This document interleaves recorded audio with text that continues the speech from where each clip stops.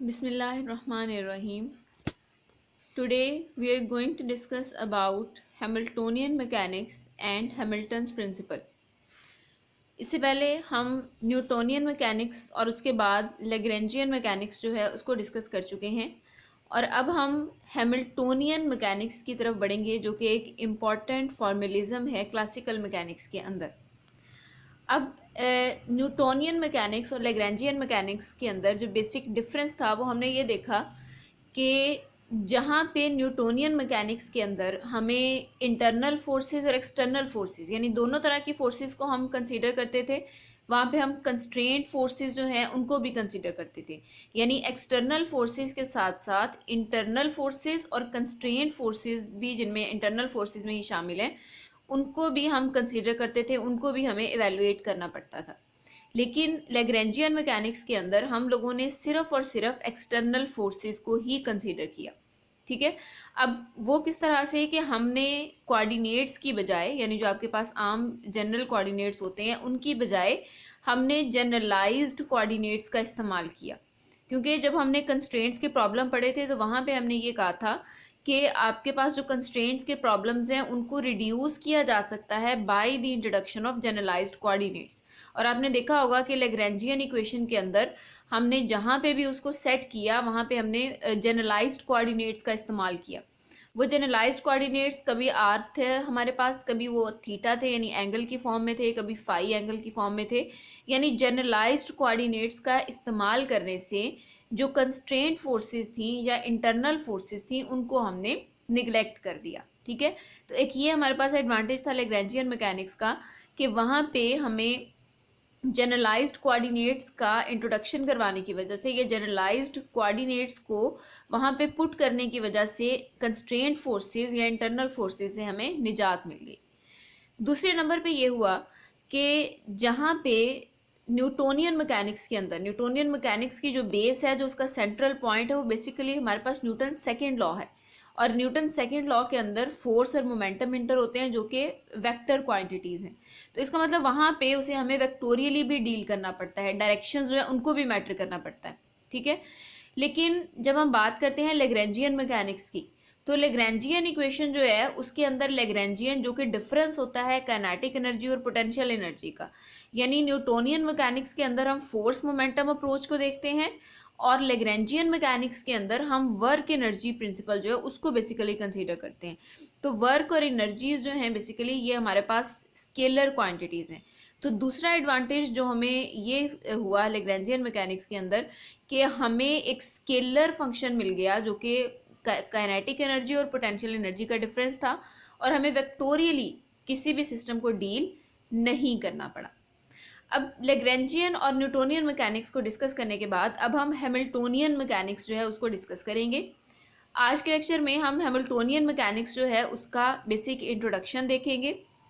Hamiltonian mechanics क्या है, इसके अंदर कौन कौन सी चीज़ें, कहाँ पे ये डिफ़र कर रहा है और कहाँ पे ये हमें नई चीज़ें जो है इंट्रोड्यूस करवा रहा है कि इसका जो है वो एक अपर हैंड है लेग्रेंजियन मैकेनिक्स और न्यूटोनियन मैकेनिक्स के ऊपर।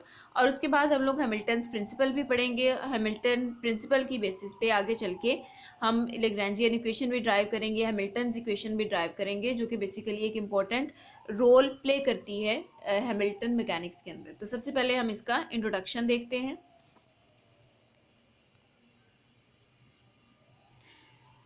Hamiltonian mechanics is a mathematically revolutionary formulation of classical mechanics.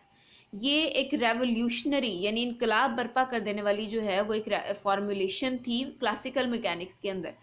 इससे पहले जो न्यूटोनियन मैकेनिक्स थी उसका एक अपना मकाम था, फिर लेग्रेंजियन मैकेनिक्स आई, उसने एक अपनी जगह बनाई। लेकिन हैमिल्टोनियन मैकेनिक्स जो है उसका एक सबसे बड़ा जो हमें एडवांटेज था वो ये था कि it contributed to the formulation of statistical mechanics and quantum mechanics. इस फॉर्मुलेशन ने ना सिर्फ क्लासिकल मैकेनिक्स के अंदर बल्कि स्टैटिस्टिकल मैकेनिक्स और क्वांटम मैकेनिक्स के अंदर भी अपनी जगह बनाई।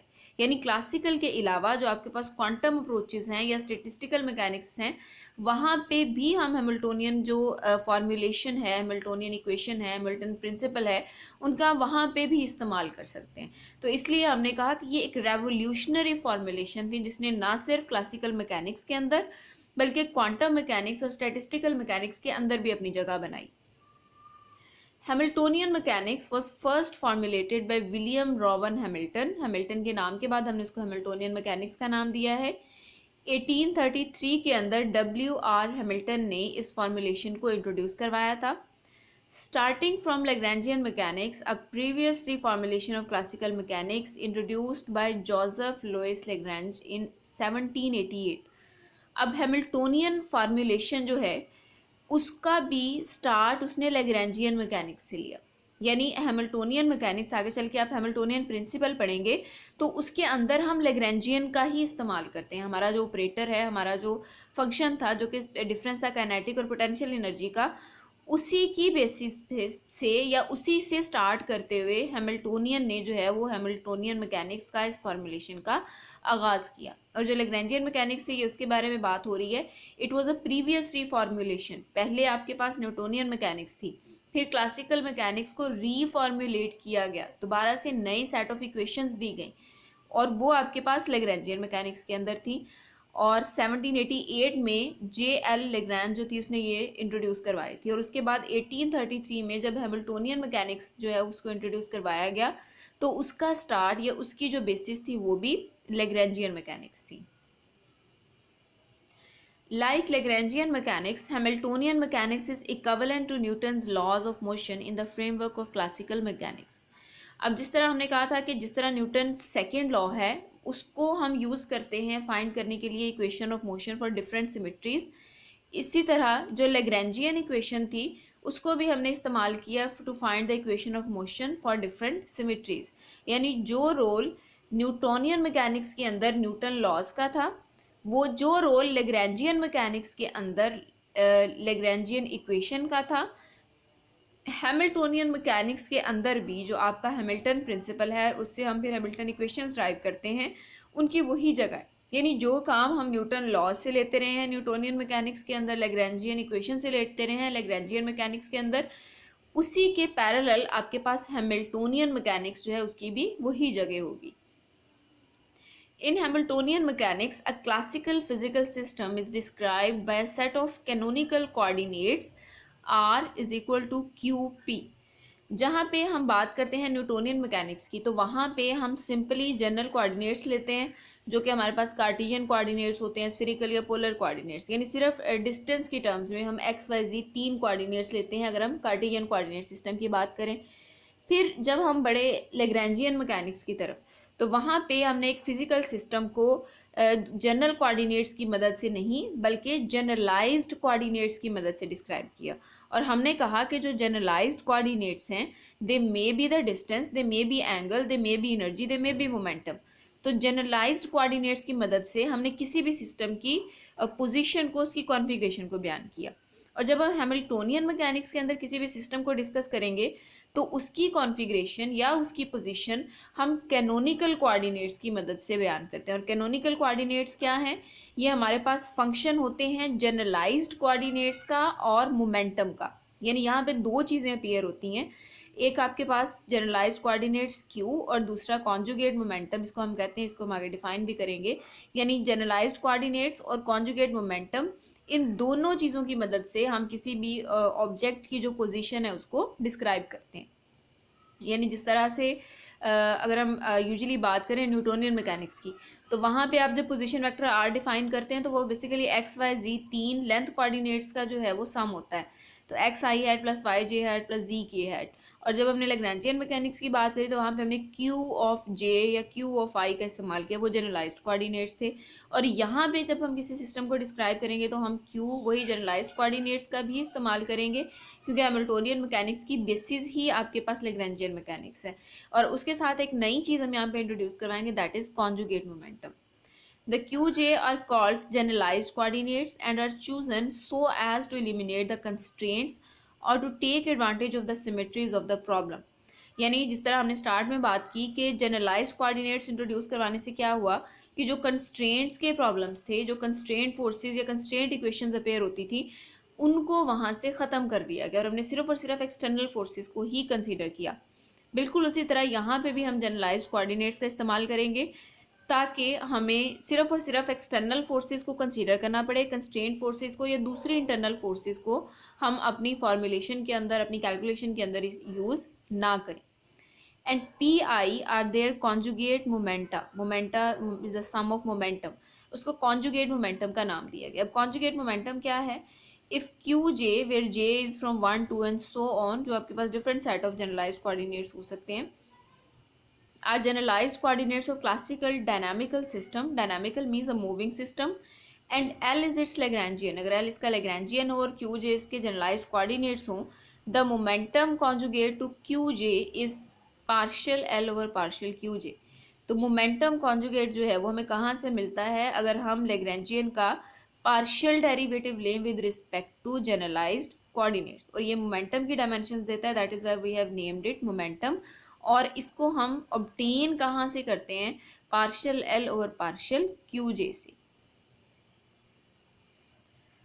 The time evolution of the system is uniquely defined by Hamilton's equations. Time evolution का मतलब कि जैसे जैसे टाइम बढ़ेगा आपका जो ऑब्जेक्ट है उसका बिहेवियर किस तरह से होगा, उसको हम स्टडी करते हैं in terms of equation of motion. जब हम किसी भी सिस्टम के लिए इक्वेशन ऑफ मोशन जो है वो ड्राइव करते हैं ना, तो बेसिकली हम वहाँ पे ये बता रहे होते हैं कि ये सिस्टम जब मूव करेगा with the passage of time तो इसकी जो मोशन है वो किस तरह की होगी, इसकी ट्रेजेक्ट्री किस तरह की होगी, किस तरह का पाथ ये फॉलो करेगा, किस तरह के चेंजेस इसकी वेलोसिटी में, इसके एक्सेलरेशन के अंदर आएंगे. ठीक है, यानी जिस तरह हमने फाइंड किया पिछले कुछ सिमेट्रीज के लिए कि ये जो सिस्टम है आपका, इसकी जब आपने इक्वेशन ऑफ मोशन ड्राइव की तो वहाँ पे वो इक्वेशन ऑफ सर्कल बनी, यानी X square plus Y square is equal to R square. तो हमने कहा कि ये वाली जो चीज़ है, ये वाला जो सिस्टम है, जब ये मूव करेगा तो ये असल में सर्कुलर पाथ को फॉलो करेगा. यानी एक सर्कल में मूव करते हुए पॉइंट के लिए जब आप इक्वेशन ऑफ मोशन ड्राइव करते हैं तो वो X square plus Y square equal R square आती है. तो उसकी इक्वेशन ऑफ मोशन हमें ये बताती है कि ये जो पार्टिकल है ये सर्कुलर पाथ में मूव करेगा. इसी तरह जब आप सिंपल पेंडुलम के लिए, आप कंपाउंड पेंडुलम के लिए, स्फेरिकल पेंडुलम के लिए, बीड्स के लिए या एटवुड मशीन के लिए, किसी भी सिस्टम के लिए जब आप इक्वेशन ऑफ मोशन ड्राइव करते हैं तो वो बेसिकली आपको यही बता रही होती है कि जैसे जैसे टाइम इवॉल्व करेगा, एवोल्यूशन का मतलब आगे बढ़ना, टाइम के साथ आगे जाना, तो जैसे जैसे टाइम आगे जाएगा आपका वो सिस्टम किस तरह से बिहेव करेगा, किस तरह मूव करेगा, कैसा पाथ अडॉप्ट करेगा. तो न्यूटोनियन मैकेनिक्स के अंदर उस सिस्टम का टाइम एवोल्यूशन या इक्वेशन ऑफ मोशन ड्राइव करने के लिए आपने न्यूटन लॉज का इस्तेमाल किया. लेग्रेंजियन मैकेनिक्स के अंदर लेग्रेंजियन इक्वेशन का इस्तेमाल किया. बिल्कुल उसी तरह हैमिल्टोनियन इक्वेशंस जो हैं ये वही रोल प्ले करती हैं हैमिल्टोनियन मैकेनिक्स के अंदर. और ये हमारे पास क्या है? P of J conjugate momentum is equal to partial H over partial Q J dot. अगर आप एच जो है बेसिकली यहाँ पे हैमिल्टोनियन ऑफ द सिस्टम है, इसको भी हम डिफाइन करेंगे. लेकिन पी ऑफ जे यानी कॉन्जुगेट मोमेंटम आपको कैसे मिलता है? Partial H over partial Q जे डॉट. एक आपने पीछे पढ़ा था partial L over partial Q j, वो लेग्रेंजियन के टर्म्स में हमने ड्राइव किया था. लेकिन जो बेसिक हमारे पास हैमिल्टोनियन मैकेनिक्स के अंदर हैमिल्टन्स इक्वेशन है वो क्या है कि आपका जो कॉन्जुगेट मोमेंटम है P of J that is equal to partial H over partial Q J dot. और क्यू जे आपके पास जनरलाइज्ड कोऑर्डिनेट्स है और अगर इसके ऊपर डॉट है तो इसका मतलब ये जनरलाइज्ड वेलोसिटी है. सो अगर आप हैमिल्टोनियन का डेरिवेटिव, पार्शियल डेरिवेटिव लेते हैं with respect to generalised velocity तो आपके पास कॉन्जुगेट मोमेंटम आता है. इन द सेम मैनर अगर आप क्यू जे यानी जनरलाइज्ड कोऑर्डिनेट्स फाइंड करना चाहते हैं तो आप नेगेटिव साइन के साथ जो हैमिल्टोनियन है उसका डेरिवेटिव लेंगे with respect to single derivative. जो आपका मोमेंटम का सिंगल डेरिवेटिव है बेसिकली फोर्स की डायमेंशंस देता है ना, तो पार्शियल पी डॉट के लिहाज से आप उसका डेरिवेटिव लेंगे. यानी पी ऑफ जे फाइंड करना है तो क्यू जे डॉट के लिहाज से उसका डेरिवेटिव लेंगे, और क्यू जे फाइंड करना है तो पी ऑफ जे डॉट के लिहाज से हम उसका डेरिवेटिव लेंगे. ये बेसिक रिजल्ट्स थे जो कि हैमिल्टन ने बेसिकली हमें दिए थे. इनको हम हैमिल्टोनियन इक्वेशंस का नाम देते हैं. अब यहाँ पे एच जो है as a function of Q P and T, ये आपके पास जनरलाइज्ड कोऑर्डिनेट्स का, कॉन्जुगेट मोमेंटम का, और चूंकि टाइम एवोल्यूशन देख रहे हैं तो ऑब्वियसली ये टाइम का भी फंक्शन है, यानी इन तीन चीज़ों पे डिपेंड करता है. इसको हम कहते हैं Hamiltonian of the system which represent the total energy of the system and is usually the sum of kinetic and potential energy of the system. जिस तरह लेग्रेंजियन को हमने डिफाइन किया था कि लेग्रेंजियन क्या है? एक स्केलर क्वांटिटी है, एक फंक्शन है आपके पास जो कि kinetic energy, minus potential energy के बराबर होता है और सिस्टम की सारी इंफॉर्मेशन जो है वो उस एक पैरामीटर के अंदर मौजूद होती है। बिल्कुल उसी तरह हैमिल्टोनियन मैकेनिक्स के अंदर या हैमिल्टन इक्वेशन के अंदर हमारे पास हैमिल्टोनियन आता है, which is the function of generalised coordinates, conjugate momentum and time. और ये किसके बराबर होता है? सम ऑफ काइनेटिक एनर्जी और पोटेंशियल एनर्जी। हैमिल्टोनियन कैसे अचीव करेंगे? हम काइनेटिक एनर्जी और पोटेंशियल एनर्जी को सिंपली ऐड कर देंगे तो आपके पास किसी भी सिस्टम के लिए हैमिल्टोनियन आ जाएगा। In Newtonian mechanics, the time evolution is obtained by computing the total force being exerted on each particle of the system, and from Newton's second law, the time evolution of both position and velocity are computed. Newton laws का हम इस्तेमाल करते हैं Newtonian mechanics के अंदर, यानी वहाँ पे हम किसी भी ऑब्जेक्ट पे देखते हैं कौन कौन सी फोर्सेस लग रही हैं, उन फोर्सेस को फिर आप न्यूटन लॉज के अंदर इंसर्ट करते हैं और वहाँ से आप फाइंड आउट कर लेते हैं इक्वेशन ऑफ मोशन, जो कि आपको पोजीशन और वेलोसिटी दोनों टर्म्स में बताती है कि टाइम बदलने के साथ साथ किसी भी ऑब्जेक्ट की पोजीशन में किस तरह से वेरिएशन आएगी, वेलोसिटी में किस तरह से वेरिएशन आएगी। ठीक है, अगर आपको याद हो तो फर्स्ट ईयर के अंदर 7th चैप्टर में हम लोग कंपैरिजन करते हैं सर्कुलर मोशन का और सिंपल हार्मोनिक मोशन का। तो वहाँ पे भी हम लोग यही काम कर रहे होते हैं, हम पहले उसकी डिस्प्लेसमेंट के लिए इक्वेशन ड्राइव करते हैं, वेलोसिटी के लिए इक्वेशन ड्राइव करते हैं, फिर एक्सेलरेशन के लिए इक्वेशन ड्राइव करते हैं।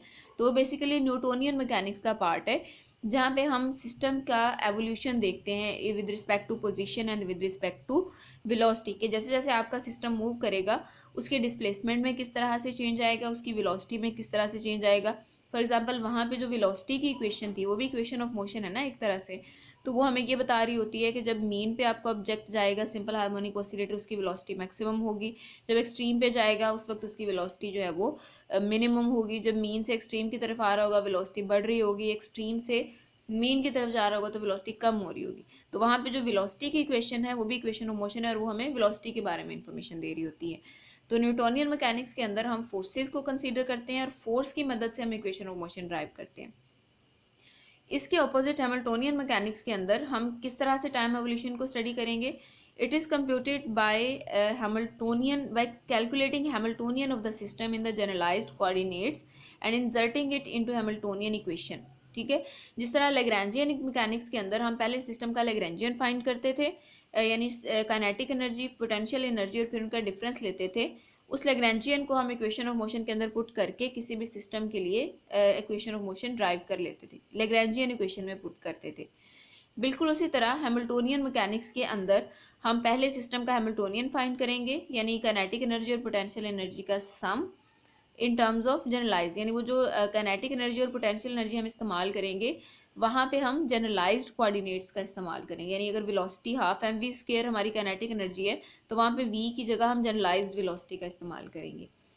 This approach is equivalent to one use in Lagrangian mechanics. ये उसी तरह से है जिस तरह से हमने लैग्रेंजियन मैकेनिक्स के अंदर किया था। तो डिफरेंस क्या हुआ? न्यूटोनियन मैकेनिक्स के अंदर हम फोर्सेस को एवेलुएट करते हैं, न्यूटन लॉज के अंदर पुट करते हैं और वहाँ से इक्वेशन ऑफ मोशन ड्राइव करते हैं जो हमें डायनामिकल सिस्टम के बारे में सारी इन्फॉर्मेशन दे देती है। लैग्रेंजियन मैकेनिक्स के अंदर हम सिस्टम का लैग्रेंजियन फाइंड करते हैं, लैग्रेंजियन इक्वेशन के अंदर पुट करते हैं और वहाँ से हमें इक्वेशन ऑफ मोशन मिल जाती है। इसी तरह हैमिल्टोनियन मैकेनिक्स के अंदर हम सिस्टम का हैमिल्टोनियन फाइंड करते हैं, उसको हैमिल्टोनियन इक्वेशन के अंदर हम सब्स्टिट्यूट करते हैं, वहाँ से हम इक्वेशन ऑफ मोशन ड्राइव करते हैं। And the one important thing is Hamiltonian is the Legender transform of the Lagrangian. Legender transformation हमारा डिटेल्ड आर्टिकल है जिसको हम आगे डिस्कस करेंगे। लेजेंडर ट्रांसफॉर्म के ज़रिए बेसिकली ये कुछ इक्वेशंस हैं, फार्मूलाज हैं, फार्मूलाई हैं जिनकी मदद से आप हैमिल्टोनियन जो है उसको ऑब्टेन करते हैं फ्रॉम द लैग्रेंजियन, यानी लैग्रेंजियन को हैमिल्टोनियन में कन्वर्ट करने के लिए हम लेजेंडर ट्रांसफॉर्मेशन का इस्तेमाल करते हैं। इसको हम डिटेल में अगले लेक्चर्स के अंदर डिस्कस करेंगे। Now we gonna start Hamiltonian mechanics. Basically पहले हमने इसका इंट्रोडक्शन देखा जिसमें हम काफ़ी चीज़ों को हमने क्लियर कर लिया कि इसके अंदर बेसिक डिफरेंसेस क्या होंगे, कौन सी हम आगे इक्वेशंस ड्राइव करेंगे। अब हम आगे से आगे जैसे पढ़ते जाएंगे तो आपके लिए चीज़ों को समझना जो है वो आसान होता जाएगा। तो let's start from Hamilton's principle. सबसे पहले जो बेसिक चीज़ थी हैमिल्टोनियन मैकेनिक्स के अंदर वो हैमिल्टन्स प्रिंसिपल था। उस प्रिंसिपल की बेसिस पे ही फिर हम हैमिल्टन इक्वेशन जो है उसको ड्राइव करेंगे in the upcoming lectures. So what is Hamilton's principle? Hamilton's principle can be stated as the motion of a system from time t1 to t2 is such that the line integral given by I is equal to t1 to t2 L dt has a stationary value. Hamilton's principle क्या कहता है कि कोई भी system जब move करता है from time t1 to t2, time evolution उसके अंदर होती है, यानी टाइम पास होता है, आपका ऑब्जेक्ट आगे बढ़ता है, तो उसकी जो मोशन है वो इस तरह से होती है कि आपका जो लाइन इंटीग्रल है, लाइन इंटीग्रल मीन्स अगर आप लैग्रेंजियन जो है उसको इंटीग्रेट करें ओवर द पाथ, सिस्टम आपका मूव कर रहा है फ्रॉम पॉइंट 1 टू पॉइंट 2 और उसके लिए टाइम उसको लगा t1 से t2, और उस पूरे पाथ में अगर आप लैग्रेंजियन जो है उसको फाइंड आउट करें, लेट्स से कि ये आपका पाथ है, ठीक है, तो ये एक किसी भी सिस्टम की ट्रेजेक्ट्री या पाथ जो है उसको हम एक लाइन के ज़रिए शो करते हैं ना, यानी वो लाइन आपको उसका पाथ बताती है। तो यहाँ से लेकर यहाँ तक आपका ऑब्जेक्ट जो है वो मूव किया है, ठीक है। अब इस पूरे पाथ के लिए हम सिस्टम का लैग्रेंजियन फाइंड करते हैं कि जब वो ऑब्जेक्ट यहाँ पे था तब उसका लैग्रेंजियन क्या था, यहाँ पे क्या था, यहाँ पे क्या था, और फिर इस पूरे पाथ के लिए t1 से t2 के लिए हम टोटल लैग्रेंजियन फाइंड करते हैं। हमें पता है कि जब आप डिफरेंशियली किसी चीज़ को फाइंड करते हैं, मीन्स आपने यहाँ से लैग्रेंजियन फाइंड किया, यहाँ पे किया, यहाँ पे किया, यहाँ पे किया, अब आप टोटल लैग्रेंजियन फाइंड करना चाहते हैं, तो टोटल फाइंड करने के लिए हम लोग इंटीग्रेशन करते हैं।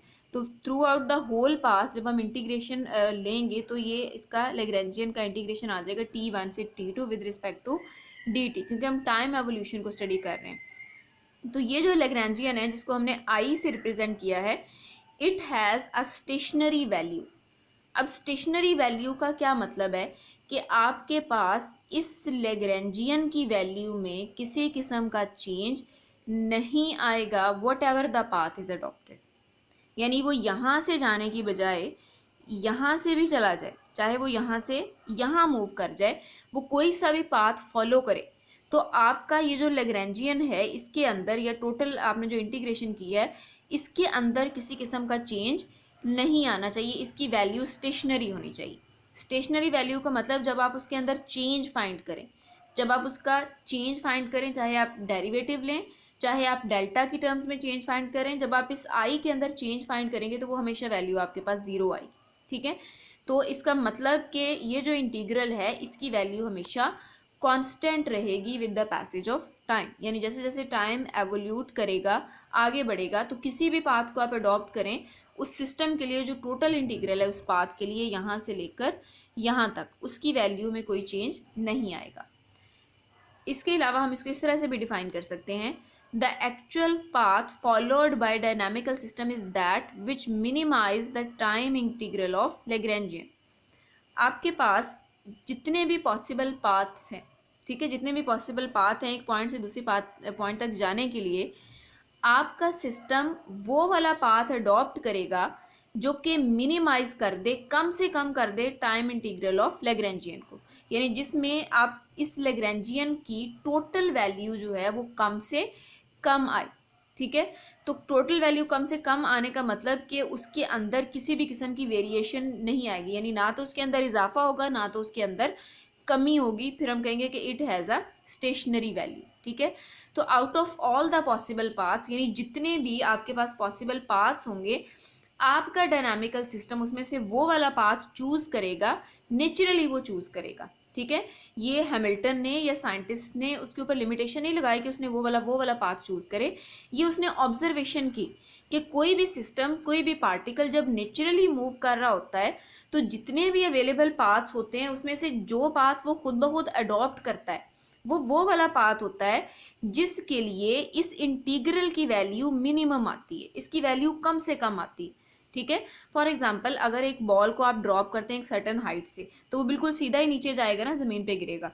अब दूसरा तरीका ये भी था कि वो कर्व्ड पाथ बनाते हुए साइडों से होते चले जाता, दूसरी साइड से कर्व्ड पाथ, यानी एक वो स्ट्रेट नीचे आएगा, ठीक है। दूसरी पॉसिबिलिटी क्या है, यहाँ से भी नीचे आ सकता है, यहाँ से कर्व्ड पाथ में मूव करते हुए भी नीचे आ सकता है, लेकिन जब आप नेचुरली उसको गिराएंगे तो वो क्या करेगा, ये दरमियान वाला सीधा पाथ अडॉप्ट करेगा। अब जब हमने इवैल्यूएशन की कि इस पाथ में क्या खासियत है, तो उसको एक इम्पॉर्टेंट रिजल्ट की फॉर्म में हैमिल्टन ने हमें डिस्क्राइब किया कि इस पाथ और इस पाथ के मुकाबले में इस पाथ के लिए जो लेग्रेंजियन का टाइम इंटीग्रल है आई है, उसकी वैल्यू कम से कम है।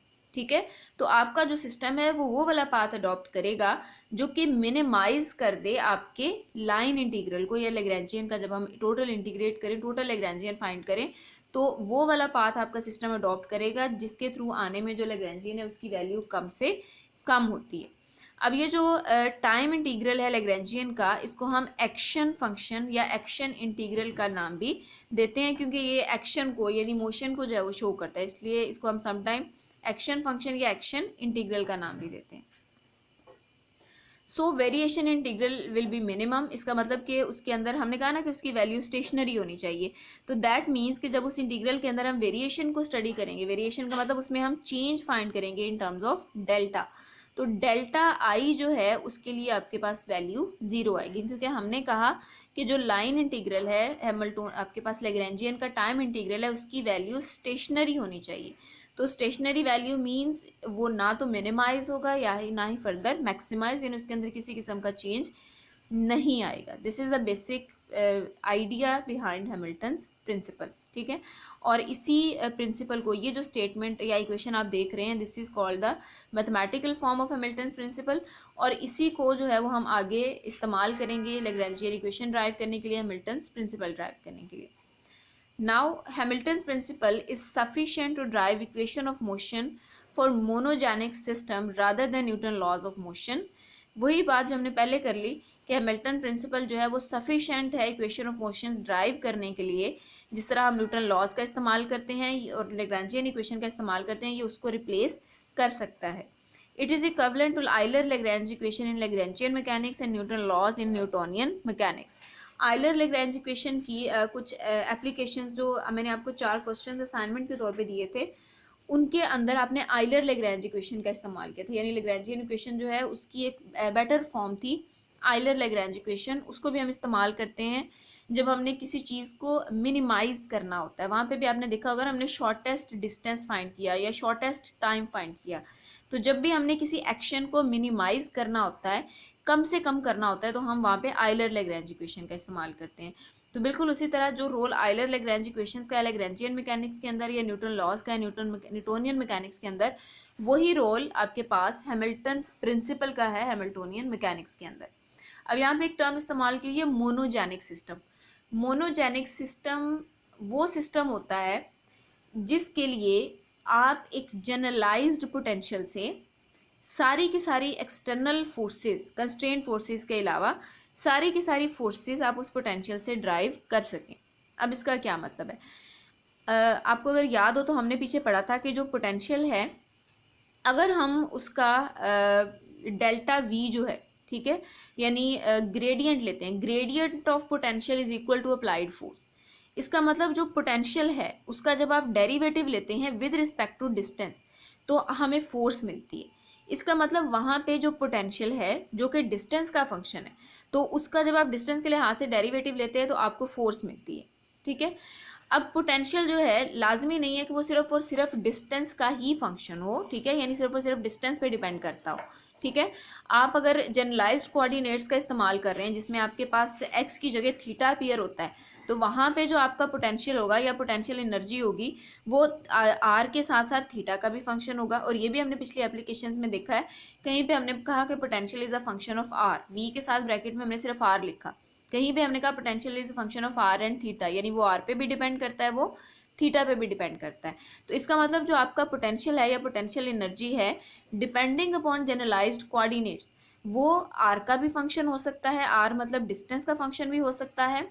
फंक्शन जब हम कहते हैं ना डिस्टेंस का फंक्शन है, इसका मतलब डिस्टेंस चेंज होने से पोटेंशियल एनर्जी की वैल्यू में चेंज आता है। वो थीटा का फंक्शन भी हो सकता है, यानी थीटा बदलने से पोटेंशियल में चेंज आ सकता है। वो टाइम का फंक्शन भी हो सकता है कि टाइम चेंज होने से उसके अंदर चेंज आ सकता है।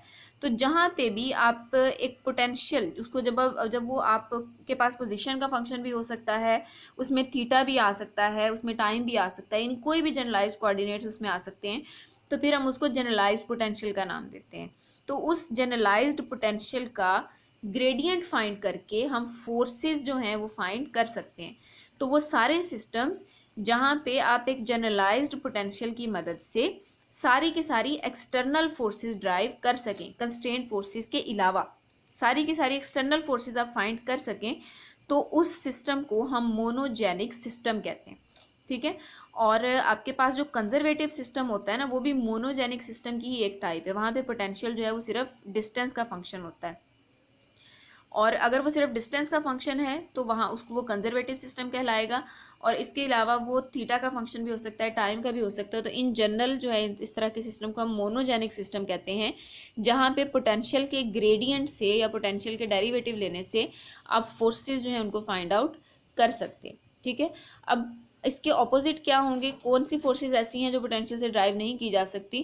तो उसका आंसर ये है कि जितनी भी डिसिपेटिव फोर्सेज है ना, यानी जहाँ पे एनर्जी वेस्ट होती है, जैसे आपके पास फ्रिक्शनल फोर्स है या ड्रैग फोर्स है, वो फोर्सेस हम पोटेंशियल की मदद से, पोटेंशियल के ग्रेडियंट से फाइंड नहीं कर सकते। तो वो सिस्टम जहाँ पे आपने फ्रिक्शन को कैलकुलेट करना है, आपने ड्रैग फोर्सेस को कैलकुलेट करना है, वो मोनोजेनिक सिस्टम्स की कैटेगरी में नहीं आते।